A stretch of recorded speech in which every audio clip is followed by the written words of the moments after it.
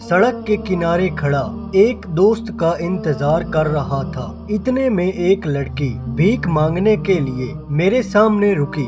गले में स्याह दुपट्टा, आंखें नींद की कमी से सुर्ख, गहरी सांवली रंगत, काले होंठ और मैले कुचैले कपड़े पहने, अपने हाथ बांधकर इसने रट्टा सुनाना शुरू किया। बहुत भूख लगी है, कुछ पैसे दे दो, ऊपर वाला तुम्हें प्यारी सी दुल्हन देगा, दूल्हे बनोगे दूल्हे, गरीब की मदद कर दो। मैंने आदतन जेब में हाथ डालकर कहा, पैसे तो नहीं है मेरे पास, हाँ खाना खिला देता हूँ तुम्हें। इसने मुझे नीचे से ऊपर एक नजर देखा और कहा, पैसे दे दो, खाना मैं खुद खा लूंगी। मैंने नफी में सर हिला कर कहा, तुम खा लो, पैसे मैं खुद दे दूंगा। वो एक लम्हा खामोश रही और फिर कहा, अच्छा तुम खाना खिला दोगे, मेरी एक बहन भी है, इसे भी बुला लूं साथ। मैंने जवाबन कहा, हाँ बिल्कुल, ये कोई पूछने वाली बात है, बुला लो उसे भी। उसने दाईं तरफ मुंह करके जोर से आवाज लगाई। बानो, एक 6-7 साल की बच्ची लोगों के दरमियान से बचती बचाती हमारे पास आ गई। इसने मेरी तरफ देखकर बच्ची के सर पे हाथ फेरते हुए कहा, आओ बानो, खाना खिलाऊं तुम्हें। हम पास के एक होटल में गए और खाना लगाने का कहा। खाना खाते हुए मैंने इस लड़की से सवाल किया, क्या तुम्हारा दिल नहीं करता कि तुम घर बसाओ, अपनी बहन को अच्छा रहन सहन दो। इसने नवाला बच्ची को देते हुए हंस कर कहा, और ये अच्छा घर, ये अच्छा रहन सहन एक भिखारिन को देगा कौन? बहुत लोग हैं, तुम भीख मांगने से बेहतर है किसी घर में काम कर लो। इसने जवाब दिया, ना, घर में काम करने की बद्दुआ ना दो मुझे। मेरी अम्मा ने यही गलती की थी, तब ही मैं और मेरी बहन आज सड़क पर हैं और अम्मा वहाँ पास के कब्रिस्तान में पड़ी हैं।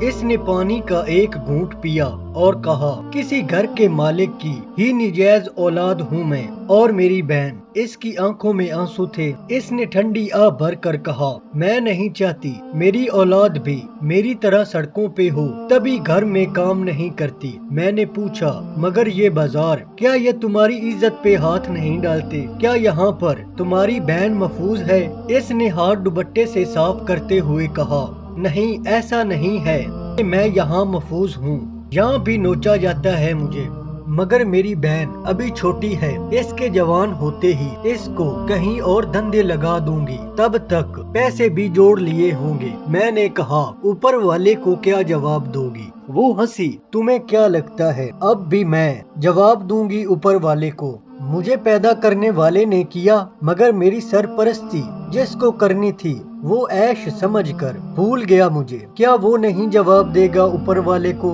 मेरी माँ आंतों के दर्द से मर गई, अस्पताल में किसी ने मुझे दाखिल तक नहीं होने दिया। क्या वो नहीं जवाब देंगे ऊपर वाले को? इसके लहजे में सख्ती थी। इसने मेरी तरफ उंगली करते हुए कहा, तुम मर्द जवाब दे हो ऊपर वाले को, तुम्हें हमारी सरपरस्ती सौंपी गई है ना, तुम्हारा बनाया हुआ है ये मुआशरा, तुम जवाब दोगे ऊपर वाले को? एक कमजोर लड़की पे ऐसी नौबत आई कैसे कि वो अपना जिस्म बेचकर पेट पालती रही अपना? तुम ऊपर वाले को जवाब दोगे कि तुमने एक कमजोर लड़की को क्यों लूटा? तुम हुक्मरान ये जवाब दोगे, तुम्हारी रियाया में एक लड़की को नोच लिया गया, मगर तुमने इसे एक दुपट्टा तक नहीं दिया। पीछे देखो, वो बाजार को देखो, वहाँ तुम्हें कोई औरत अपना इख्तियार चलाती नजर आ रही है क्या?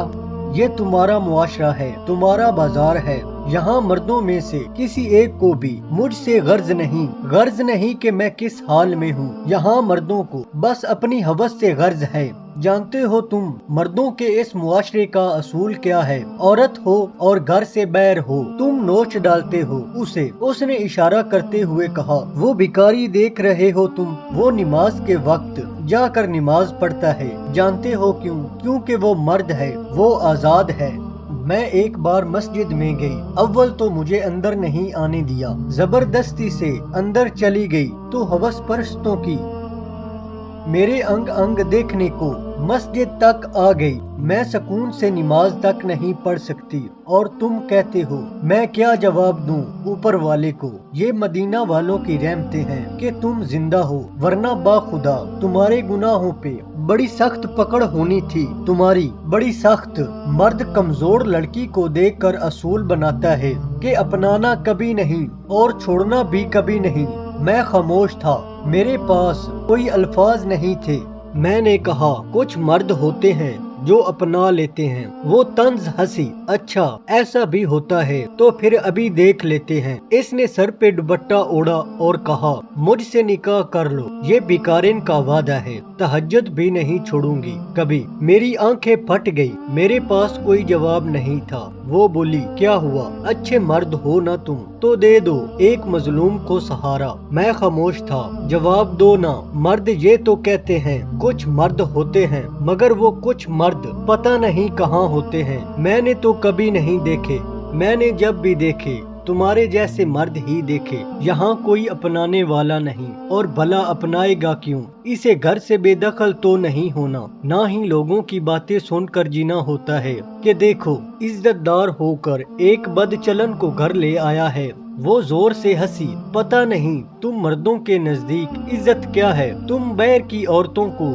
घूरने चिपकने से, मुंह काला करने और सफेद काटन को इज्जत कहते हो, मगर हकीकत में इज्जत वो एहतराम है, वो रुतबा जो तुम एक मुझ जैसे बेइज्जत को देते हो, और तुम ये कभी नहीं करते, कभी भी नहीं। मेरी समात और बसारत जवाब दे गई थी। मैं नहीं जानता वो कब खामोश हुई, कहाँ खामोश हुई और कब चली गई। बस वो चली गई थी जब मुझे होश आया।